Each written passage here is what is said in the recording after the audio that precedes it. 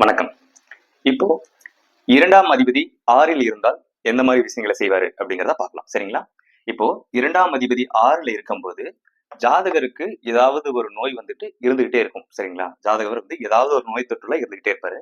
So அதுக்கப்புறம் தகுதிக்கு மீறி கடன் வாங்குவார். சரிங்களா? தகுதிக்கு மேல வந்துட்டு இவர் கடன் வாங்கக்கூடிய ஒரு நபரா இருப்பார். அதுக்கு அடுத்து வந்து பாத்தீங்கன்னா எதிரிகளால் அதிக தொல்லை இவருக்கு இருக்கும். சரிங்களா? ஸோ இவருக்கு வந்துட்டு எதிரிகள் வந்து அதிகமா இருப்பாங்க. சரிங்களா? அடுத்து எந்த வம்புக்கும் போகா போக மாட்டார். ஆனால் பிரச்சனை இருக்கும்.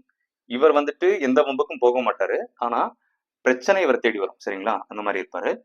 அடுத்து வீண் விரோதங்கள் இவரை தேடி வரும். வீண் விரோதம் எதுவுமே செஞ்சிருக்க மாட்டாரு. இவர் மேல பழி சொல்லி பிரச்சனை வந்து இவருக்கு உண்டாகும். சரிங்களா? அடுத்து இளைய தாய்மாமன் மீது இளைய தாய்மாமன் மீது பாசம் உடையவர் இவர். சரிங்களா? இளைய தாய்மாமன் மீது வந்துட்டு இவர் அதிகமா பாசம் உடையவர். ஏன்னா 6ஆம் இடம். சரிங்களா? அடுத்து பொதுவான போக்குடையவர், அதனால் காரிய தடை. எதுக்குமே வந்து எஃபர்ட் பெருசா வந்து போட மாட்டாரு. பொதுவா பாத்துக்கலாம் என்ன பண்றது அப்படிங்கிற மாதிரி போயிடுவாரு. பெருசா வந்து எஃபர்ட் போட மாட்டாரு. அதாவது பொதுவான போக்குடையவர், அதனால் காரிய தடை. சரிங்களா?